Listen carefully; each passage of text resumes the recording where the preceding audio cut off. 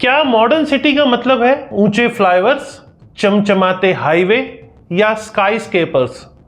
अगर यही मॉडर्नाइजेशन है तो फिर एक सवाल है, इतने फ्लाईओवर्स बनने के बाद भी ट्रैफिक क्यों खत्म नहीं होता? और अगर ये शहर मॉडर्न हो रहे हैं तो स्लम्स और इनफॉर्मल जॉब्स क्यों बढ़ रहे हैं? सच्चाई ये है कि इंडिया में मॉडर्नाइजेशन तो हो रहा है, लेकिन शायद सही डायरेक्शन में नहीं है। आज हम बात करेंगे ऐसे कंसेप्ट की जो हर real estate investor, urban planner और आम आदमी को समझना बहुत जरूरी है। जी हाँ, सिटी डेवलपमेंट। सिटी डेवलपमेंट सिर्फ इंफ्रास्ट्रक्चर नहीं होता। और असली सच क्या है इस हमारी इंडियन सिटीज का? नमस्कार दोस्तों, मैं हूं प्रदीप मिश्रा और आप देख रहे हैं प्रॉपर्टी मिश्रा शो। आज के शो में आपको ये सब बताने वाला हूं। वीडियो को लास्ट तक देखिएगा। अगर वीडियो आज का मेरा अच्छा लगे तो लाइक, कमेंट, शेयर करना ना भूलें। और फ्यूचर में रेगुलर आप चाहते हैं कि ऐसे इंफॉर्मेटिव वीडियोस आप तक पहुंचते रहें, तो उसके लिए आपको कोई मेहनत का काम नहीं करना है, सिर्फ चैनल को सब्सक्राइब करना है। तो चलिए शुरू करते हैं। नमस्कार, मैं हूं प्रदीप मिश्रा। प्रॉपर्टी मिश्रा शो में आपका स्वागत है। यहां हम आपको इन्वेस्टमेंट करने का सही तरीका और इन्वेस्टमेंट करने की सही स्ट्रेटेजी बताते हैं। तो चलिए शुरू करते हैं। मॉडर्नाइजेशन की सबसे बड़ी गलतफहमी। जी हां, सबसे पहले एक ब्रूटल ट्रुथ समझिए। इंडिया में मॉडर्नाइजेशन को डिफाइन किया जाता है flyover, highway, metro lines, glass buildings. लेकिन प्रॉब्लम यहां से शुरू होती है। सिटीज को मॉडर्न बनाने का ये मॉडल अक्सर पावरफुल लोगों को बेनिफिट करता है और गरीबों को धीरे धीरे पीछे छोड़ देता है। जब सिटी प्लानिंग सिर्फ इंफ्रास्ट्रक्चर पर फोकस करती है, तब क्या होता है? स्लम डिमोलिशन, स्ट्रीट वेंडर्स हटाए जाते हैं, लो इनकम लोगों की डिस्प्लेसमेंट होती है।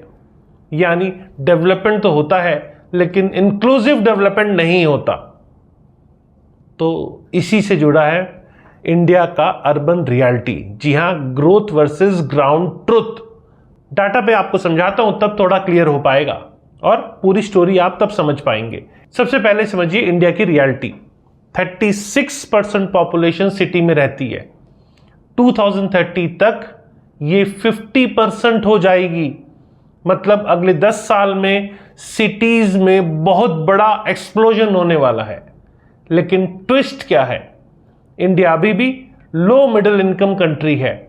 90% वर्कफोर्स इनफॉर्मल सेक्टर में है। इसका मतलब है कि एक तरफ तो मॉल हैं, ऑफिसेज हैं, आईटी हब्स बढ़ रहे हैं, और दूसरी तरफ street vendors, daily veg workers, slums, ये सब भी तेजी से बढ़ रहे हैं। यानी दो इंडिया एक ही सिटी में एग्जिस्ट कर रहे हैं। अब आप समझिए फ्लाईओवर मॉडल क्यों फेल हो रहे हैं। जी हां, सबसे इंपॉर्टेंट पॉइंट, फ्लाईओवर क्या करते हैं? ट्रैफिक को टेम्पोरली डाइवर्ट कर देते हैं, सिग्नल फ्री मूवमेंट दे देते हैं। लेकिन रियलिटी क्या है? रियलिटी है फ्लाईओवर्स प्रॉब्लम सॉल्व नहीं करते, सिर्फ शिफ्ट करते हैं। अर्बन प्लानर्स के अनुसार ये सिर्फ टेम्पोररी रिलीफ देते हैं और नई प्रॉब्लम क्रिएट करते हैं। जी हां, जैसे ही फ्लाईओवर बनता है, रोड फास्ट हो जाती है, लोग ज्यादा कार खरीदते हैं, ट्रैफिक फिर से बढ़ जाता है। इसे कहते हैं इंड्यूस्ड डिमांड इफेक्ट। और रिजल्ट इसका 5 साल के बाद फिर ट्रैफिक, फिर कंजेशन, फिर नया फ्लाईओवर। ये साइकिल चलता रहता है। अब असल प्रॉब्लम, प्लानिंग वर्सेस रियलिटी का मिसमैच समझिए। जी हां, अनडिरेटेड इंसाइट है ये। इंडिया में सिटी प्लानिंग मोस्टली कॉपी की जाती है।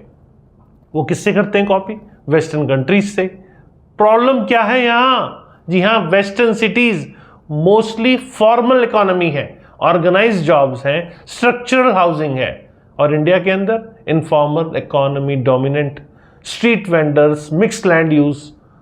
और इंडिया प्लानिंग सिस्टम जो है इनफॉर्मल इकोनॉमी को प्रॉपरली इंक्लूड नहीं करते। इसका इफेक्ट क्या होता है? प्लानिंग अलग डायरेक्शन में चली जाती है, ग्राउंड रियलिटी अलग डायरेक्शन में चला जाता है, और यही क्रिएट करता है अर्बन चायोस। लैंड यूज की प्रॉब्लम ये अपने आप में एक बड़ा मुद्दा है। जी हाँ, ऐसा पॉइंट जिसे इन्वेस्टर को मिस नहीं करना चाहिए वो ये है, इंडियन सिटीज में लैंड यूज इनएफिशिएंट है। एग्जाम्पल के तौर पे सेटबैक्स, पार्किंग के रूल्स, लो हाइट लिमिट, इससे लैंड वेस्ट होता है।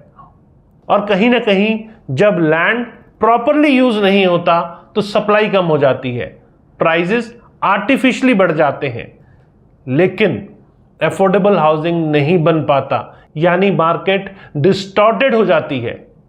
अब पीपल एज इंफ्रास्ट्रक्चर, मतलब सबसे इंपॉर्टेंट पावरफुल कंसेप्ट आपको बताता हूं। आज के मेरे वीडियो का कोर आइडिया यह है कि पीपल देमसेल्व्स आर इंफ्रास्ट्रक्चर। इसका मतलब क्या है? सिटी सिर्फ बिल्डिंग नहीं है, सिटी है street vendors, rickshaw drivers, workers, local economy. अब इन लोगों को हटाकर डेवलपमेंट करना सिटी को कमजोर बना देता है। यहां इंडिया की स्ट्रेंथ क्या है? डाइवर्सिटी प्लस इनफॉर्मल नेटवर्क, यही क्रिएट करता है economic activity, affordability, city life. अगर आप इसे हटा देंगे तो सिटी आपका डेड हो जाएगा। फ्यूचर मॉडल की बात कर लेते हैं, smart city versus right city की। जी हां, फ्यूचर सिटीज कैसी बननी चाहिए? इंटीग्रेटेड डेवलपमेंट मॉडल, सिर्फ इंफ्रास्ट्रक्चर नहीं, public transport, pedestrian friendly roads, mix land use, affordable housing, inclusive growth. Policy बनाते समय street vendors, low income groups को इंक्लूड करना जरूरी है, तभी बैलेंस प्लानिंग हो पाएगी। फॉर्मल प्लस इनफॉर्मल दोनों को मिक्स करके ही प्रॉपर तरीके से काम किया जा सकता है, मतलब तभी सस्टेनेबल सिटी बनेगा। अब मैं आपको कुछ इन्वेस्टर इनसाइट देता हूं। जी हां, इसे रियल एस्टेट एंगल से समझिए आप। गलत सोच, जहां फ्लाईओवर वहीं ग्रोथ। सही सोच ये है, जहां कंप्लीट इकोसिस्टम वहीं पर ग्रोथ। आपको इन्वेस्ट करना चाहिए जॉब्स ग्रोथ एरियाज में, पॉपुलेशन इनफ्लो एरियाज में, इंटीग्रेटेड इंफ्रा जोन्स के अंदर। सिर्फ फ्लाईओवर देख के इन्वेस्ट करना आपका एक बिगेस्ट मिस्टेक है। तो दोस्तों, इंडिया का अर्बन इंफ्रास्ट्रक्चर सिर्फ कंक्रीट से नहीं बनेगा, यह बनेगा बैलेंस से। फ्लाईओवर, हाईवे और बिल्डिंग जरूरी है, लेकिन अगर इनके कारण लोग डिस्प्लेसमेंट झेलें, लाइवलीहुड खत्म हो, इनइक्वालिटी बढ़े, तो यह डेवलपमेंट नहीं है, यह इम्बैलेंस है। तो दोस्तों, infrastructure means to an end है, एंड गोल होना चाहिए पीपल सेंट्रिक सिटीज। आने वाले 10 साल में इंडिया तेजी से अर्बनाइज होगा, नई सिटीज बनेंगे, लेकिन सवाल यह है, क्या ये सिटीज सिर्फ कंक्रीट होंगे या ट्रूली लिवेबल सिटीज होंगे? कैसी लगी आपको मेरे द्वारा दी गई आज की एनालिसिस? अगर मेरा आपको एनालिसिस पसंद आया हो तो लाइक करें, कमेंट करें, शेयर करें। और फ्यूचर में रेगुलर अगर आप चाहते हैं ऐसे एनालिसिस, तो आपको मेरे इस चैनल को सब्सक्राइब करना है, क्योंकि मैं हूं प्रदीप मिश्रा और आप देख रहे थे प्रॉपर्टी मिश्रा शो। नमस्कार और जय हिंद।